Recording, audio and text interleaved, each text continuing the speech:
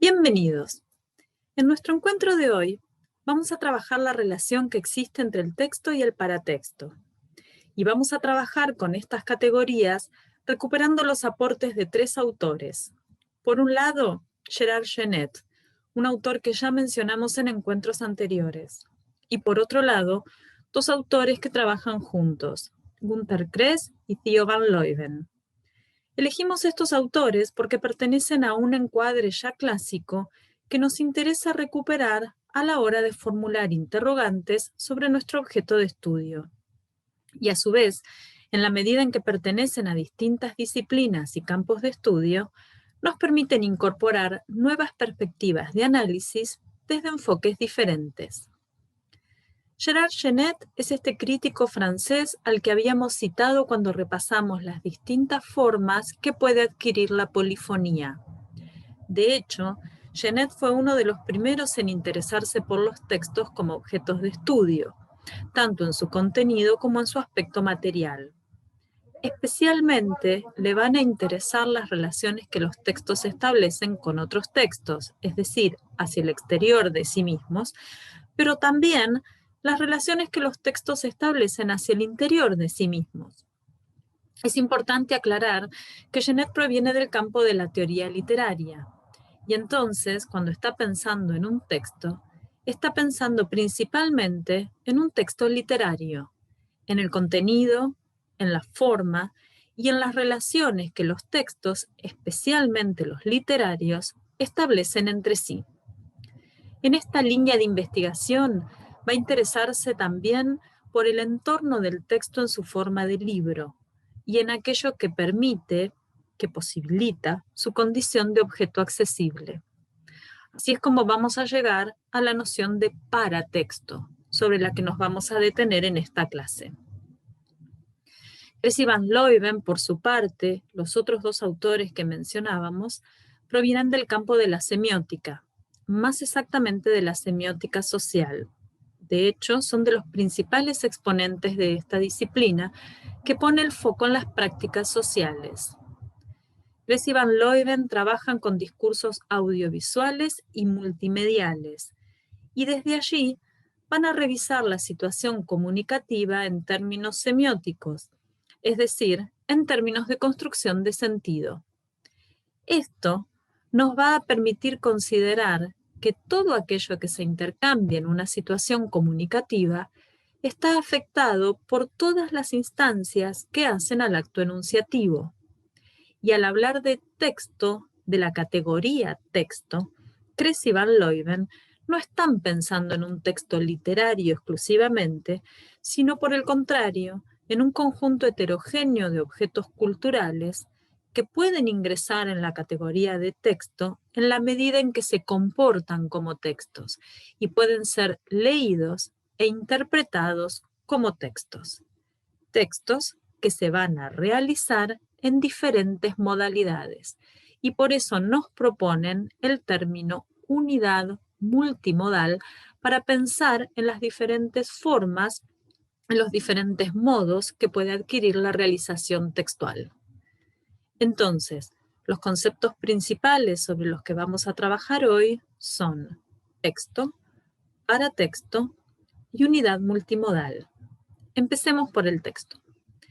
En encuentros anteriores habíamos estado trabajando con la idea de que la categoría texto nos puede servir para repensar la noción tradicional de mensaje. Todo texto se define como una unidad de sentido que cada vez que es utilizado en una situación comunicativa, se carga con los sentidos que el emisor imprime en su enunciado y a la vez adquiere nuevos sentidos en el proceso de reinterpretación por parte del receptor. Ahora bien, esa unidad de sentido a la que denominamos textos no tiene que ser solamente verbal. Bien puede incluir elementos gráficos o sonoros, o incluso estar configurada en términos espaciales. Una mesa, una escultura, un video, una película, un cuadro, una exposición completa, un edificio incluso, pueden ser pensados como textos, en tanto son unidades de sentido compartidas es decir, puestas en común en diferentes situaciones comunicativas y con una intención comunicacional, ¿verdad? Los autores que les proponemos para revisar estos temas representan, casi podríamos decir, los extremos de las condiciones y de las consideraciones que podemos hacer acerca de los diferentes aspectos que involucran la realización de los textos. Gerard Genet se va a interesar por el texto como entidad independiente, y esa independencia va a estar dada por el paratexto, que sería el encargado de marcar los límites, esto es, dónde empieza y dónde termina un texto. Ustedes seguramente conozcan el término paratexto, que sirve para denominar a todo aquello, para mencionar a todo aquello que rodea un texto, ya sea que se trate de elementos verbales o icónicos. Un título, un índice, un prólogo, un epílogo, pero también una imagen, una foto o un dibujo son para Genet paratextos. Y él nos dice, más que un límite o una frontera cerrada, se trata aquí de un umbral, de un vestíbulo, que ofrece a quien sea la posibilidad de entrar o retroceder. Con esta expresión tan poética, Genet nos está marcando claramente que es el paratexto el encargado de delimitar, de darle entidad al texto. Y a su vez nos está marcando también que el paratexto es subsidiario del texto. Esto es, que existe un aspecto principal, que es el texto entendido como contenido, y un aspecto secundario, que incluye elementos textuales, pero también gráficos y formales. Recuerden que dijimos que Genet estaba pensando principalmente en textos literarios. Entonces tendríamos la obra literaria, por ejemplo, como texto, y títulos, prólogos, imágenes, gráficos y también tamaño y tipo de fuente, diseño de portada, etcétera, como elementos paratextuales que rodean el texto principal. ¿Sí? ¿Se entiende? El Quijote para Genet seguirá siendo el Quijote independientemente de si la edición que leemos tiene prólogo o no, tapa dura o blanda, imágenes, dibujos, gráficos, la leemos en papel o en un soporte digital. Todos esos elementos serían circunstanciales y tangenciales para Genet. El texto principal, el texto de la novela, comienza en la primera página, en la primera palabra, en el primer capítulo y termina en la última página con la última palabra del último capítulo. Kress y Van Leuven, por su parte, plantean que todo texto es una unidad de sentido de realización multimodal. Esto es, un texto se realiza o involucra en su realización diferentes modos, aunque todos esos modos resultan igual de importantes para nuestros autores. No habría ya un aspecto más importante vinculado con el contenido, sino que la construcción final de lo que se dice excede el contenido, va mucho más allá del contenido. Hay que recordar que Kress y Van Leuven nos ofrecen una perspectiva heredera de la semiótica social, en la que ocupa un papel fundamental la realización social de esos mismos contenidos. Para Kress y Van Leuven, cada vez que uno se comunica, construye unidades de sentido que se realizan en diferentes modos. Y en esos modos, lo físico, lo material, tiene tanta importancia como el contenido. Para estos autores, todo aquello que comunicamos, todo aquello que se pone en juego en el acto comunicacional, se realiza en 4 estratos o niveles, que son el discurso, el diseño, la producción y la distribución. El discurso se refiere a las formas socialmente situadas de conocimiento sobre la realidad. Lo definen como el conjunto de evaluaciones, propósitos, interpretaciones y legitimaciones que se adecúan a las necesidades comunicacionales. En otras palabras, en el nivel del discurso se ponen a disposición en el acto comunicativo una serie de contenidos determinados. El diseño, por su parte, involucra las formas de los objetos o de los eventos que estemos considerando. Estos dos estratos, discurso y diseño, que van a estar en paridad, en igualdad en la propuesta de Kress y Van Leuven, van a constituir las condiciones visibles de la realización multimodal. A estas dos vamos a sumar dos condiciones no visibles, aunque igual de importantes para nuestros autores.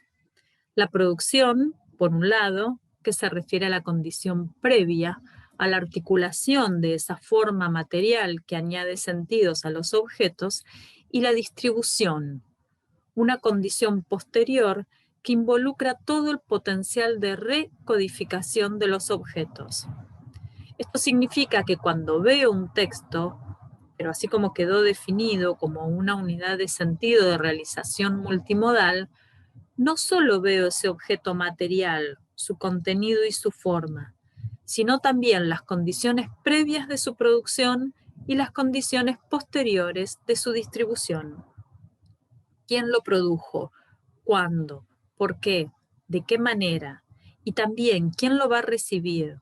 ¿Cuándo? ¿Por qué? ¿De qué manera? Esto es, para nuestros autores, cada vez que uno se comunica, lo hace mediante lo que bien podríamos denominar textos, unidades de sentido, de realización multimodal. Y en esos múltiples modos, no solamente contenido y forma, discurso y diseño en el planteo de Kress y Van Leuven no pueden separarse, sino que también es necesario considerar la producción y la distribución como otros dos estratos que dejarán su impronta en el objeto cultural entendido como texto. Recapitulando, vamos a tener, por un lado, una serie de propuestas de análisis de textos que separan el contenido de la forma y priorizan el contenido por sobre la forma. Y por otro lado, vamos a tener otro conjunto de propuestas, de perspectivas de análisis que van a unir contenido y forma en igualdad de importancia. Estas segundas perspectivas de análisis, las que consideran que ambos aspectos de la textualidad son igual de importantes, son las que nos van a resultar más adecuadas para pensar la comunicación, este objeto complejo de estudio, así como nosotros pretendemos entenderlo y enseñarlo. Porque cuando pensamos en una novela, por ejemplo, o en una noticia periodística, nos puede resultar fácil identificar ahí un texto principal de aquello que lo rodea. Pero cuando empezamos a trabajar con otros objetos culturales, esta distinción se vuelve más difusa o incluso imposible.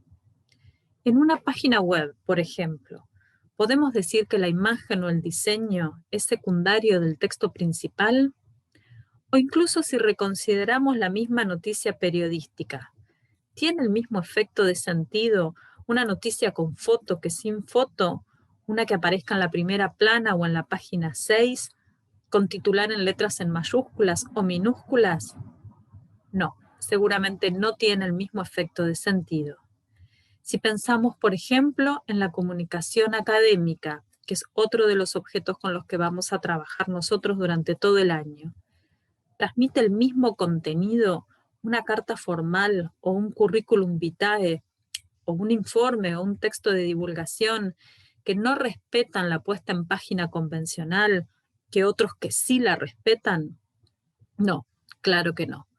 No respetar el diseño tradicional y convencional de una carta formal carga de sentidos extra esa carta formal, más allá del contenido específico de lo que se esté diciendo. Si pensamos en otros objetos culturales, como un cuadro, una escultura, una película, una tira de cómic, esa misma distinción se vuelve prácticamente imposible.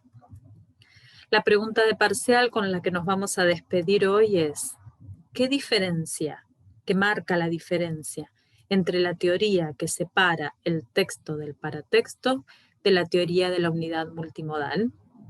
Hasta la próxima.